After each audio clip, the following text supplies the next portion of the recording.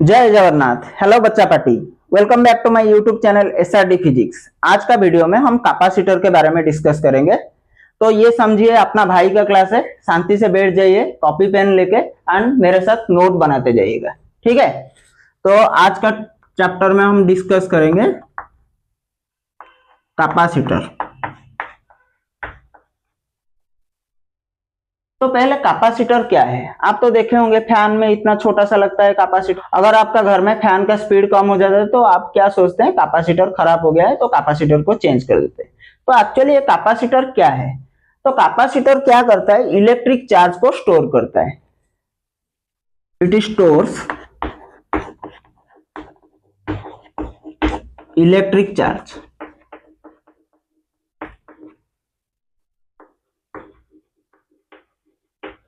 तो अभी आपका मन में आया होगा कि कैपेसिटर तो इतना छोटा है तो कैसे यहाँ इलेक्ट्रिक चार्ज को स्टोर करता है। तो एक्चुअली इलेक्ट्रिक चार्ज कैपेसिटर का इलेक्ट्रिक फील्ड में स्टोर होता है। तो उसके बारे में हम आगे जानेंगे। अभी देखेंगे कैपेसिटर का सिंबल क्या है एंड उसका रिप्रेजेंटेशन क्या है। तो कैपेसिटर को जनरली हम ऐसे रिप्रेजेंट करते हैं, नहीं तो आप ऐसे भी रिप्रेजेंट कर सकते हैं उसको,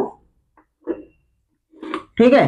तो उसके बाद हम देखेंगे कैपेसिटेंस ऑफ कंडक्टर। तो आप सोचेंगे कंडक्टर का भी कैपेसिटेंस होता है, हाँ भाई होता है, चलिए देखते हैं।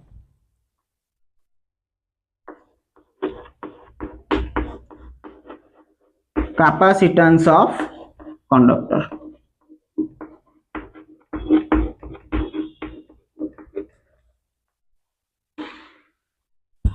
तो मान लीजिए ये मैं कंडक्टर ले लिया, तो इसको मैं प्लस क्यू चार्ज दे दिया। तो अगर मैं यह कंडक्टर को प्लस क्यू चार्ज दे दूंगा तो प्लस चार्ज हर जगह डिस्ट्रीब्यूट हो जाएगा।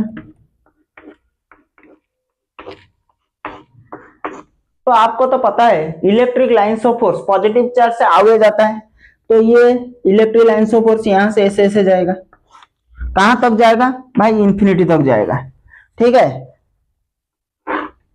तो इलेक्ट्रिक फील्ड लाइंस क्या है, ये actually pictorial representation of electric field होता है। तो इसका इलेक्ट्रिक फील्ड ऐसे स्प्रेड करेगा। ये जो कंडक्टर है ये इलेक्ट्रिक चार्ज को कहां स्टोर करेगा, इसका इलेक्ट्रिक फील्ड में स्टोर करेगा।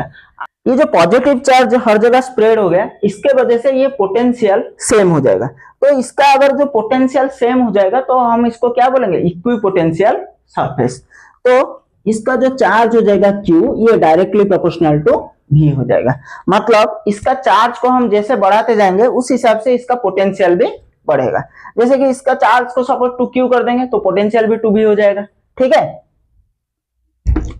तो ये प्रोपोर्शनलिटी कंडीशन को इक्वल करने के लिए हमको एक कांस्टेंट यूज करना पड़ेगा, ठीक है। तो ये Q इक्वल टू कितना हो जाएगा, CV। ये C क्या है, कांस्टेंट ऑफ प्रोपोर्शनलिटी।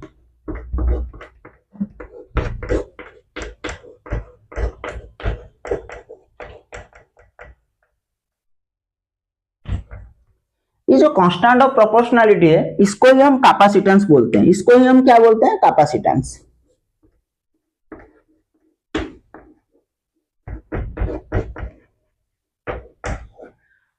तो क्या हो गया, Q इक्वल टू सी हो गया। तो C का वैल्यू कितना होगा, तो C इक्वल टू कितना हो जाएगा, Q बाई V, ठीक है। तो आपको अभी लग रहा होगा कि ये Q इक्वल टू CB है, ये जो कैपेसिटेंस है ये चार्ज के ऊपर डिपेंड करेगा। नहीं, ऐसा नहीं होता है। कैसे नहीं होता है, क्यों नहीं होता है, देखते हैं। ये एक्चुअली क्या होगा, ये जो कैपेसिटर है ये चार्ज के ऊपर कभी भी डिपेंड नहीं करेगा। कैपेसिटेंस इज इंडिपेंडेंट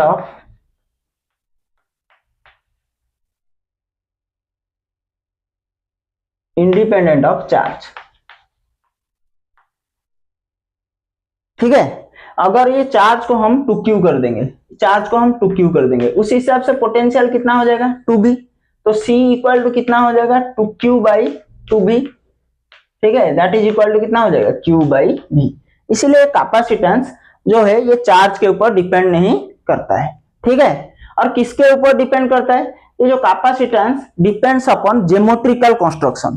तो ज्योमेट्रिकल कंस्ट्रक्शन मीनिंग क्या है, तो ज्योमेट्रिकल कंस्ट्रक्शन मींस जो कैपेसिटर में आप प्लेट देखे होंगे, उसका जो प्लेट का shape, size, area and separation between two plates के ऊपर भी डिपेंड करता है, उसके बारे में हम आगे धीरे धीरे करके जानेंगे। तो C depends on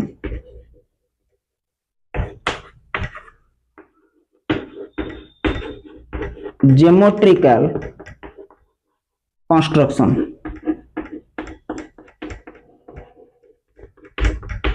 off capacitor.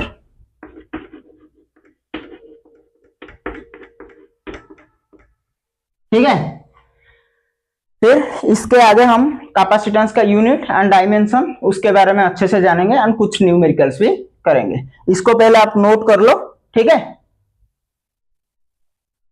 तो अभी हम देखें कि कैपेसिटेंस का यूनिट क्या है एंड डायमेंशन क्या है। ये तो आपको पता ही होगा, फिर भी मैं बता देता हूँ। अभी 11th में यूनिट डायमेंशन चैप्टर में पढ़े होंगे, ठीक है। तो अभी हम देखे थे कि कैपेसिटेंस का फॉर्मूला क्या था, C equal to Q by V, ठीक है। तो कैपेसिटेंस का जो भी SI यूनिट है उसको हम फैराड लिखेंगे, 1 फैराड लिखेंगे।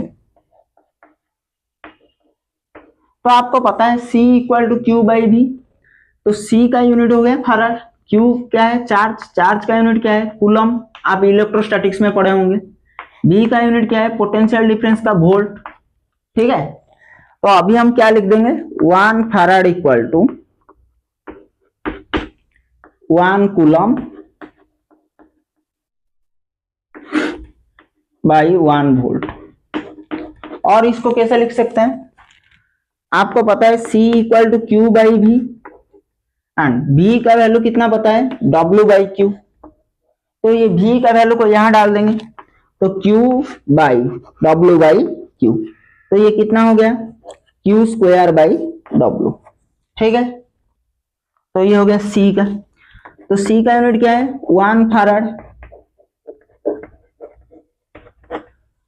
Q का यूनिट क्या है, कूलम, तो 1 कूलम स्क्वायर। W का यूनिट क्या है, जूल, ठीक है। तो अभी हम डायमेंशन निकालेंगे।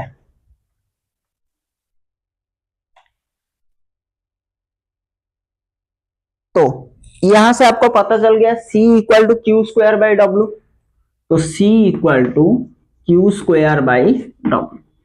तो चार्ज का फॉर्मूला क्या है, Q equal to I T, तो ये हो गया I square T square. Work done का यूनिट क्या है, फोर्स इंटू, वर्क डन का फॉर्मूला क्या है, फोर्स इंटू डिस्प्लेसमेंट। तो I एक फंडामेंटल क्वांटिटी है, ये तो आपको पता है, उसका यूनिट है, उसका डायमेंशन है a स्क्वायर, टाइम का t स्क्वायर, फोर्स का कितना है m1 l1 t minus 2 and displacement का l1, तो ये कितना हो गया m1 l2 t minus 2।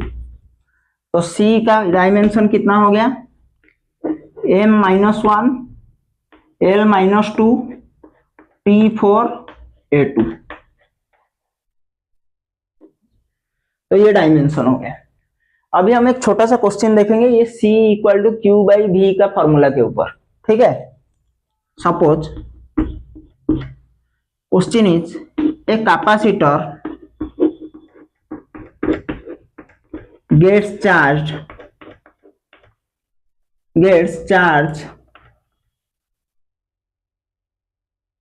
of 60 microcoulomb when it is connected to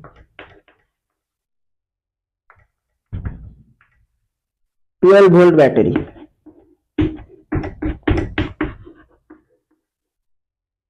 Find capacitance.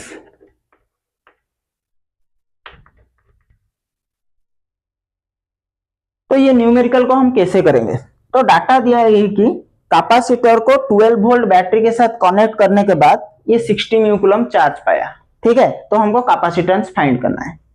तो चार्ज कितना दिया है,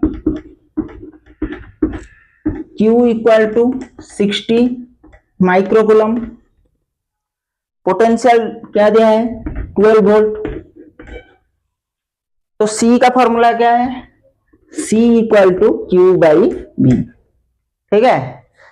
तो Q का वैल्यू हम डाल देंगे, तो 60 माइक्रोकूलम डिवाइडेड बाय 12 वोल्ट, तो ये कितना हो गया 5 माइक्रोफैराड।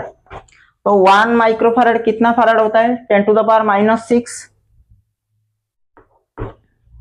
तो ये कितना हो जाएगा 5 into 10 to the power -6 farad. This is your answer. I hope कि ये क्वेश्चन पूरा अच्छे से समझ में आ गया होगा। ये बेसिक क्वेश्चन था आपका, थोड़ा अंडरस्टैंडिंग के लिए मैं करवाया था, तो ये क्वेश्चन भी आपका हो जाएगा। तो जब भी हम आगे आगे बढ़ेंगे तो थोड़ा लेवल वाला क्वेश्चन भी करेंगे, ठीक है। इसको आप अभी नोट कर लो, फिर नेक्स्ट टॉपिक स्टार्ट करते हैं। तो अभी हम स्टार्ट करेंगे capacitance of an isolated spherical capacitor. पूरा डरने का नहीं, बहुत इजी कॉन्सेप्ट है, आपको अच्छे से समझ में आ जाएगा, ठीक है। Capacitance of an isolated spherical capacitor।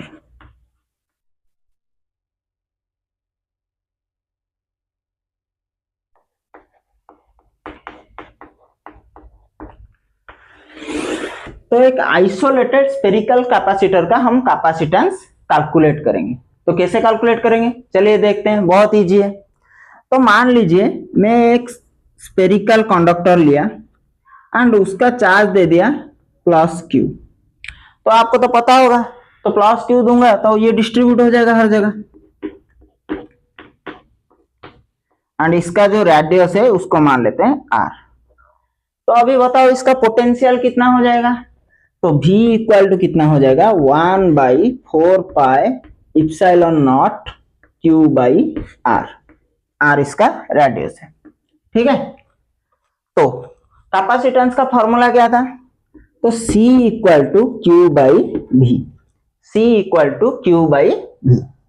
तो C को C रहने देंगे, तो Q को Q रहने देंगे, तो V का जगह इसका वैल्यू को सब्स्टिट्यूट कर देंगे। तो कितना है 1/4πε0 Q/R। तो ये Q कैंसल हो जाएगा, तो C का वैल्यू कितना हो जाएगा 4πε0R। तो ये जो 4πε0 है ये क्या है कांस्टेंट है, इसका वैल्यू फिक्स है। तो यहां से हमको क्या पता चला, C directly proportional to R, C directly proportional to R। तो आपको तो पता होगा, इलेक्ट्रोस्टैटिक्स में आप पढ़े होंगे, ठीक है। तो जो 1/4πε0 है उसका वैल्यू कितना है, 1/4πε0 का वैल्यू कितना है 9 into 10 to the power 9 newton metre square by coulomb square, ठीक है।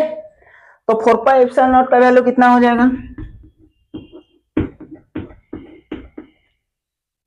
कितना हो जाएगा बताओ बताओ भाई, बहुत इजी है, 1/9 इंटू 10 टू द पावर 9 हो जाएगा, ठीक है। तो C का वैल्यू कितना था 4πε0R। तो ये जो 4πε0 के जगह ये वैल्यू को हम सब्स्टिट्यूट कर देंगे, तो C का वैल्यू कितना हो जाएगा R/9 into 10 to the power 9, ये फैराड में आएगा कैपेसिटेंस, ठीक है। यूनिट को भी अच्छे से आपको ध्यान रखना है, ठीक। तो अगर हम यहाँ एक आइसोलेटेड स्फेरिकल कैपेसिटर लिए, इसका रेडियस हो गया R1, ठीक है। यहां और एक आइसोलेटेड स्फेरिकल कैपेसिटर ले, इसका जो रेडियस हो गया इसको मान लिए R2, इसका कैपेसिटेंस को मान लिए C1 एंड इसका कैपेसिटेंस को मान लिए C2। अगर ये दोनों का रेशियो पूछेगा तो क्या होगा, तो आपको पता होगा C directly proportional to R, थोड़ी देर पहले मैं अभी यहां बताया था, ठीक है। तो C1/C2 कितना हो जाएगा R1/R2, ठीक है भाई। और एक कॉन्सेप्ट था और जगह तो कम पड़ गया, तो क्या करेंगे अभी आप इसको नोट कर लो, फिर इसके बाद हम क्या करेंगे इसको मिटा के फिर दूसरा एक कॉन्सेप्ट बताएंगे एंड उसका भी कुछ न्यूमेरिकल करेंगे। अभी आप सोचिए ये जो हमारा अर्थ है उसको भी हम आइसोलेटेड स्फेरिकल कंडक्टर की तरह सोच सकते हैं, ठीक है। तो अर्थ is also a spherical conductor.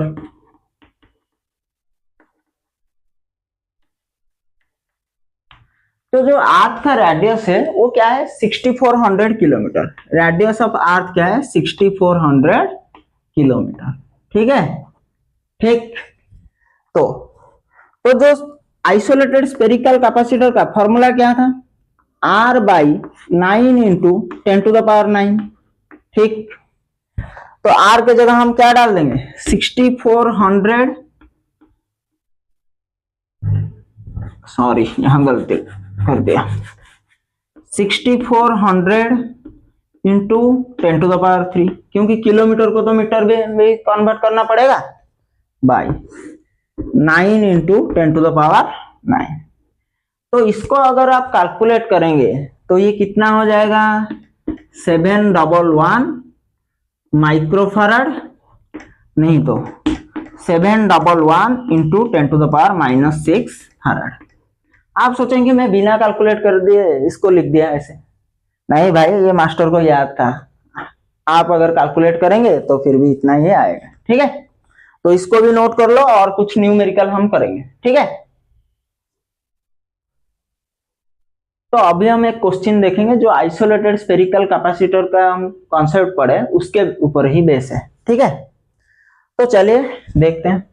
तो क्वेश्चन ने क्या बोला, an isolated sphere has capacitance of 50 picofarad. तो पहले हम डाटा लिख देते हैं, क्या क्या डाटा दिया गया है। 50 पिकोफैराड कैपेसिटेंस दिया है, आपको पता होना चाहिए 1 पिकोफैराड इक्वल टू 10⁻⁻12 फैराड। ये तो सिंपल बात है, ये तो आपको पता होगा, मैं लिख देता हूँ डायरेक्ट। तो 50 इंटू 10⁻⁻12 फैराड। ठीक ठीक, तो हमको अभी क्या करना है, रेडियस कैलकुलेट करना है। तो हमको क्या करना है, रेडियस फाइंड करना है। तो आपको फॉर्मूला अभी मैं पढ़ाया था, C इक्वल टू कितना हो जाएगा R बाई 9 इंटू 10⁻9। तो R कितना हो जाएगा बताओ, C इंटू 9 इंटू 10⁻9। तो C का वैल्यू कितना है, यहां मैं लिख दिया हूं 50 इंटू 10⁻⁻12। तो 50 इंटू 10⁻⁻12 इंटू 9 इंटू 10⁻9। इसको तो कैलकुलेट करना पड़ेगा भाई, ये तो मेरे को याद नहीं है, तो इजी कैलकुलेशन है, हम कर देंगे। तो इसको हम क्या लिखेंगे 9 इंटू 5 45 इंटू ये कितना हो जाएगा 10⁻⁻12, ये 0 है, यहाँ कितना है 10⁻9, तो इंटू 10⁻10 हो गया। ठीक, तो इसको हम क्या लिख सकते हैं अभी, R equal to 45 into 10⁻⁻2, that is equal to कितना हो जाएगा 45 सेंटीमीटर। तो हमारा रेडियस निकल गया 45 सेंटीमीटर। तो पहला बिट का आंसर हमारा आ गया। ठीक, बहुत इजी क्वेश्चन है। अभी हम देखेंगे कि सेकंड बिट क्या दिया है, how much charge should be placed on it to raise its potential to 10⁴ volt. मतलब कितना चार्ज होने से इसका जो पोटेंशियल होगा वो 10⁴ वोल्ट हो जाएगा। ठीक, तो पोटेंशियल दे दिया है 10⁴ वोल्ट, तो चार्ज हमको पूछा है। ठीक, तो आपको तो पता है Q का फॉर्मूला, तो Q का वैल्यू कितना है, Q equal to CB। Q equal to क्या है CB। तो कैपेसिटेंस कितना है दिया था यहाँ 50 इंटू 10⁻⁻12 इंटू पोटेंशियल क्या है 10⁴, तो ये कितना हो जाएगा 5 इंटू 10⁻⁻12 इंटू 10⁻5। तो इसको हम क्या लिखेंगे 5 इंटू 10⁻⁻7। तो इसको हम ये भी लिख सकते हैं 0.5 इंटू 10⁻⁻6। तो चार्ज का यूनिट क्या है कूलम, C लिख दिया। तो 0.5 इंटू 10⁻⁻6 कितना होता है 0.5 micro coulomb. This is your answer. ये क्वेश्चन भी आसानी से सॉल्व हो गया, इसको एक बार देख लो एंड नोट भी कर लो। तो और एक क्वेश्चन देखते हैं। तो क्वेश्चन ने क्या बोला 27 spherical drops of radius 3 millimeter and carrying 10 to the power minus 12 coulomb charge combine to form a single drop. Find the capacitance and potential of bigger drop. मतलब 27 छोटा छोटा स्पेरिकल ड्रॉप ऐड होके एक बड़ा drop create किया है, ठीक है। तो हमको कैपेसिटेंस एंड पोटेंशियल निकालना है। तो चलिए देखते हैं ये क्वेश्चन को हम कैसे पूरा आसानी से सॉल्व कर देंगे, ठीक। तो मान लीजिए ये छोटा छोटा ड्रॉप है, ऐसे मान लीजिए 27 ड्रॉप है ये, ठीक। इसका रेडियस को मान लेते हैं स्मॉल आर, ये दिया है 3 millimetre. Carrying a charge of 10 to the power minus 12 coulomb, इसका चार्ज को स्मॉल क्यू मान लेंगे। ये जो चार्ज दिया है 10 to the power minus 12 coulomb, ठीक। ये कंबाइन हो गया, कंबाइन होने के बाद एक बिगर ड्रॉप फॉर्म किया, ठीक है। इसका रेडियस को हम मान लेते हैं कैपिटल आर, ठीक। तो इसका हम कैपेसिटेंस भी फाइंड करना है एंड उसके बाद पोटेंशियल भी फाइंड करना है, ठीक। तो आपको यहाँ सोचना होगा ये जो 27 ड्रॉप मिलके ही तो ये ड्रॉप हुआ है, मतलब इसका जो वॉल्यूम था इसका वॉल्यूम के साथ सेम होगा। तो यहाँ हम वॉल्यूम कंजर्व करेंगे, V volume initial equal to volume final. तो वॉल्यूम को मैं वी से डिनोट कर दिया। तो एक ड्रॉप का वॉल्यूम कितना हो जाएगा 4/3 pi R cube, pi small are cube. कितना ड्रॉप है टोटल 27। फाइनल वॉल्यूम कितना हो जाएगा 4/3 पाई कैपिटल आर क्यूब। तो यहां से आप देख सकते हैं ये जो 4/3 कैंसिल हो गया, पाई को पाई कैंसिल हो गया, ठीक। तो capital R cube equal to कितना हो जाएगा 27 स्मॉल आर क्यूब। तो कैपिटल आर का वैल्यू कितना हो जाएगा 3R, ठीक।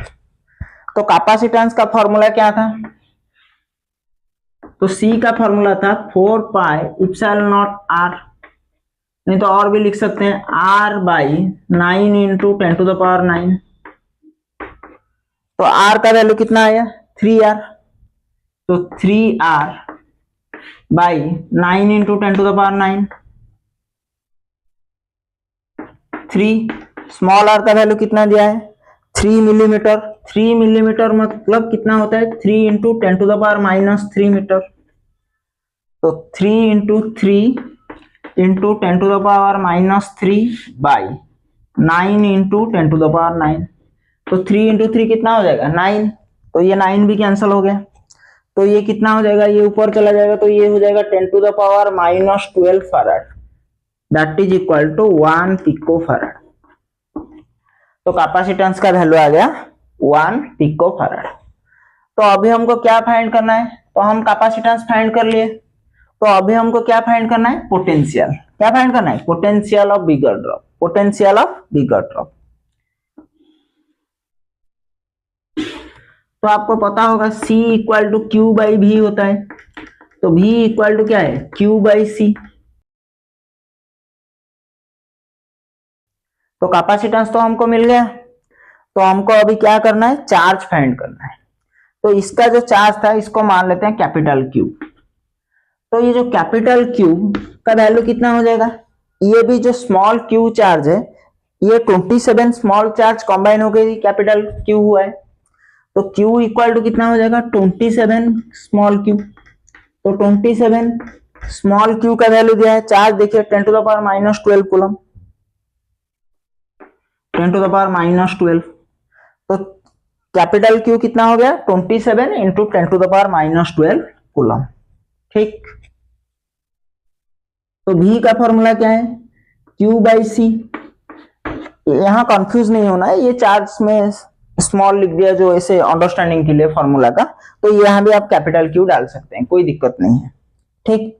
तो Q का वैल्यू कितना हो जाएगा, Q का वैल्यू कितना हो जाएगा, Q का वैल्यू मिला हमको 27 into 10 to the power minus 12 coulomb.